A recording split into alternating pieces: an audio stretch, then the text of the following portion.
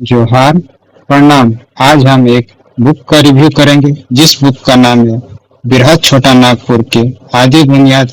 इस बुक के द्वारा हम जानेंगे कि सीएनटी एक्ट कब, क्यों और कैसे लगा।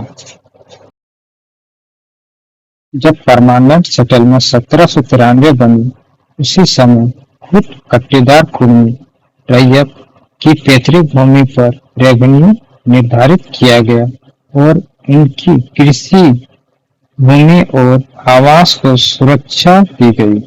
खुद कट्टीदार कुर्मी रैयत की जमीन को अस्थांतरित नॉन ट्रांसफरेबल मतलब कोई बेच नहीं सके बनाई गई। उस समय एकमात्र कुर्मी को ही खुद कट्टीदार कुर्मी रैयत कहा जाता था, क्योंकि परमानेंट सेटलमेंट 1793 के पूर्व से ही इनकी निजी पैतृक भूमि पर कृषि करते पाया गया था, जो प्राचीन काल से चली आ रही रूढ़ी पारंपरिक व्यवस्था के तहत इन्हें इनके पूर्वज से मिली थी।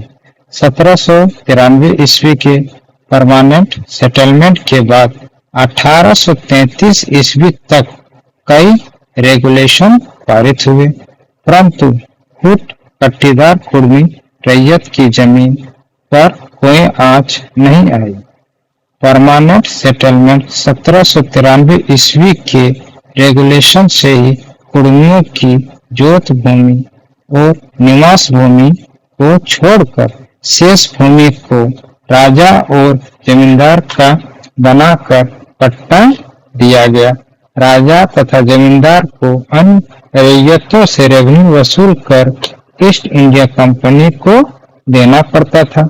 1765 ईस्वी में ईस्ट इंडिया कंपनी को दीवानी अधिकार मिलने के पूर्व से यह परमानेंट सेटलमेंट 1793 के पूर्व तक गांव बसाने वाले छोटे छोटे गांवों में जमींदार, प्रगनेत, देश मंडल आदि हुआ करते थे, जो पारंपरिक व्यवस्था के तहत रेवेन्यू के रूप में वस्तु लिया करते थे। उन समस्त जमींदारों को समाप्त कर परमानेंट सेटलमेंट 1793 के अलग अलग रेगुलेशन में एक बड़े क्षेत्र के लिए जमींदार बनाया गया।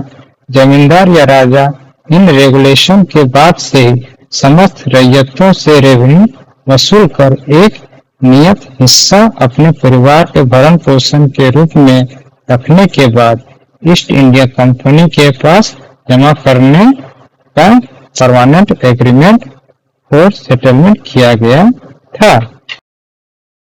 1793 ईस्वी से लेकर 1859 ईस्वी तक कई रेगुलेशन पारित किए गए थे। सभी रेगुलेशन में खुद कट्टीदार कुर्मी रैयत यानी खुद कट्टीदार कुर्मी रैयत की जमीन को अहस्तांतरित रखी गई थी। साथ ही रेवेन्यू बढ़ोतरी से छूट भी दी गई थी, जिसका उल्लेख रेगुलेशन ऑफ 1799, 1812, 1822, 1825, 1845 और 1859 में देखने को मिलता है। ईस्ट इंडिया कंपनी के शासन को समाप्त कर 1858 ईस्वी में ब्रिटिश गवर्नमेंट ने प्रत्यक्ष रूपेण भारत के शासन व्यवस्था को अपने हाथ में ले ली थी। इसके बाद ही भारत में एक्ट बना। 1859 के एक्ट को रेगुलेशन 1859 के तहत पारित किया गया था। इस अधिनियम में भी कुर्मी रैयतों की भूमि को सुरक्षा दी गई थी